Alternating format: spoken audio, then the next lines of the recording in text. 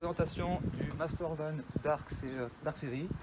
Donc vous avez trois clés, la clé Renault pour la fermeture de toutes les portes et ouverture aussi de toutes les portes.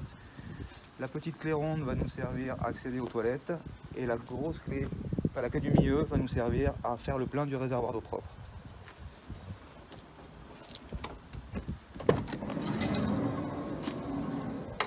Le marchepied est électrique, donc flèche vers l'extérieur pour le sortir,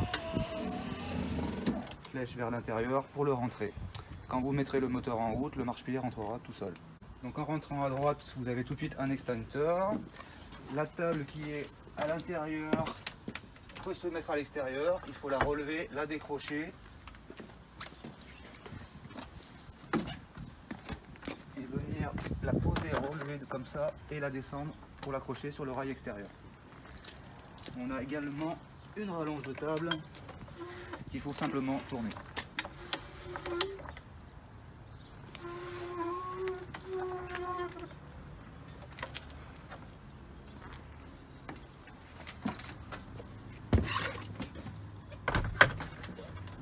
Vous accrochez la manivelle et vous pouvez déplier le store. Le plus tôt possible, il faut poser les pieds au niveau du sol pour soulager le poids du store. Vous prenez une main de chaque côté, vous tirez comme ça, vous faites coulisser le pied, vous pouvez l'agrandir et le faire poser par terre, vous réglez la hauteur, vous inclinez le pied vers l'extérieur, vous faites pareil avec le deuxième, vous continuez à déplier le store et dès que la toile se détend, vous revenez en arrière pour la retendre. Et puis c'est l'inverse pour le replier.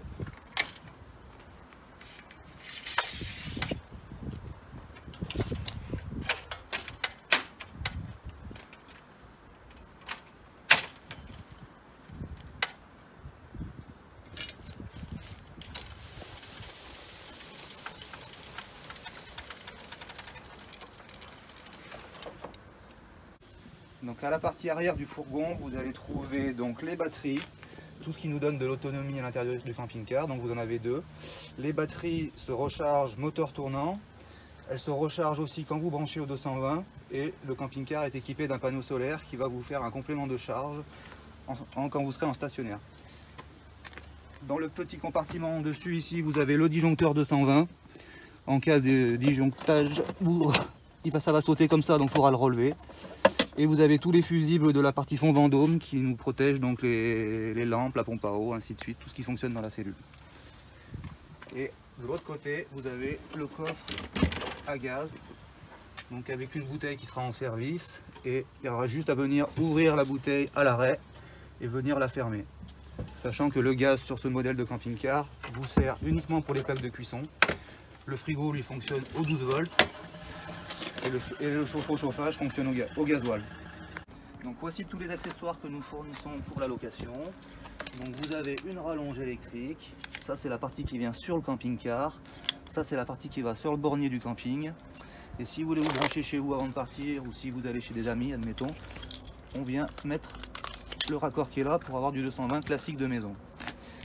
Nous avons du produit WC qu'il faudra remettre à chaque fois que le réservoir sera vide. Et une rallonge d'eau pour faire le plein. Ça c'est le tuyau qu'on vient mettre dans la bouche du camping-car. Et on vient mettre le raccord sur le côté et vous aurez tout un tas de petits raccords adaptateurs. On a une sacoche avec du produit anti-crevaison et un gonfleur. Et vous avez un triangle qui est ici. Ainsi qu'une sacoche avec des cales.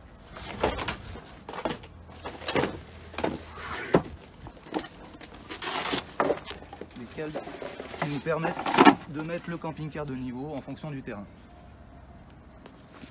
Avec ce camping-car, vous aurez un cric. Donc ceci, c'est le crochet de remorquage. La manivelle qui va nous servir à monter et à descendre le cric.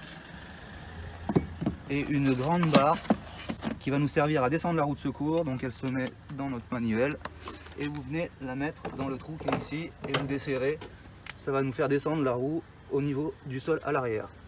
Donc dans l'angle arrière gauche, vous avez donc la prise extérieure de 220.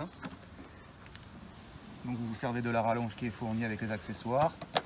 Comme ça, vous pouvez avoir du 220 aux prises intérieures et recharger les deux batteries. Juste après, ici, nous avons la grille d'évacuation du gasoil brûlé. Donc toujours avoir cette fenêtre fermée en cas d'utilisation du chauffe-eau ou du chauffage. Sinon, le contacteur ne sera pas activé et le chauffage se mettra en sécurité. Juste après la roue, à l'arrière, vous avez la vanne des vidanges des eaux grises. Donc il faut tourner le bec pour le mettre dans le sens de la pente et faire simplement une rotation au niveau de la poignée orange. Dans ce sens-là, c'est ouvert, dans ce sens-là, c'est fermé. Les eaux grises sont les eaux de l'évier, du lavabo et de la douche. Les toilettes. Donc vous aurez un témoin lumineux qui s'éclairera au niveau des WC. À ce moment-là, vous venez à l'extérieur, vous levez la poignée orange et vous pouvez sortir la cassette des toilettes. Quand on veut vider le réservoir, il faut tourner le bec, desserrer le bouchon bleu et appuyer sur le petit bouton bleu qui est ici qui fait un appel d'air en inclinant le réservoir. Une fois qu'on a tout vidé, il faut rincer. Je fais coulisser la trappe qui est là, je tourne le bouton bleu, je mets de l'eau à l'intérieur, je secoue et je revide comme je vous ai montré la première fois. Et à chaque démarrage, vous allez mettre du produit WC, soit un produit liquide, donc c'est un bouchon plein directement au fond du réservoir, soit des dosettes, donc c'est un sachet qu'on prend et qu'on met à l'intérieur aussi du réservoir. Pas besoin de rajouter de l'eau, c'est le fait de servir de la chasse d'eau normalement qui va vous étaler tout le produit. Donc pour le remplissage d'eau, vous servez de la clé, la moyenne, vous relevez le petit clapet, vous mettez la clé dans la serrure, un demi-tour et vous enlevez le bouchon. Vous mettez votre rallonge, le tuyau d'eau qui est fourni avec les accessoires, et dès que l'eau ressort, c'est que le réservoir est plein. On referme et on refait un demi-tour avec la clé. Les lanterneaux arrière et les lanterneaux avant sont les mêmes. Il faut, pour ouvrir la vitre, appuyer sur le petit bouton qui est ici pour laisser passer la poignée.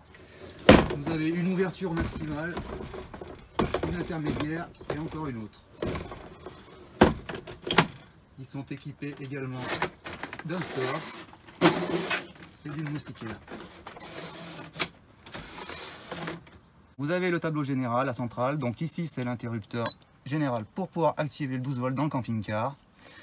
Dès que vous voulez des lampes, il faut que le petit bouton ici où il y a le symbole de lampe soit éclairé. Le deuxième d'en dessus ici c'est la lumière extérieure.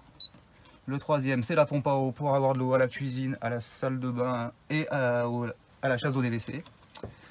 Ici c'est une partie test, donc on a le test du réservoir d'eau propre. Donc quand on se met bien en face, on voit qu'ici il reste 66%, quand il y aura le plein 100%. Après ça passe en dessous à 33% et après vous avez la réserve. Ici c'est la batterie cellule qui nous donne le voltage. Si vous appuyez une deuxième fois, vous aurez le pourcentage. Et idem pour la batterie moteur, le voltage et le pourcentage. Quand vous serez branché au 220 à l'extérieur, vous aurez un symbole orange avec une petite prise qui va s'allumer automatiquement. Et quand vous aurez votre réservoir d'eau grise qui sera plein, vous aurez un petit voyant rouge ici, un symbole de réservoir pour nous dire que le réservoir est plein. Donc la commande du chauffage Truma Combi, donc à deux molettes, une molette extérieure et une molette intérieure.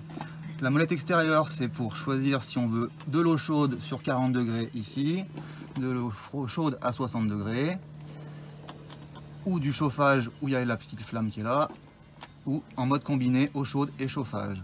À partir du moment où vous choisissez une position où il y a de l'eau chaude, donc les deux d'en haut ou celle d'en bas, vous aurez un voyant orange qui s'allume et qui s'éteindra quand l'eau sera chaude.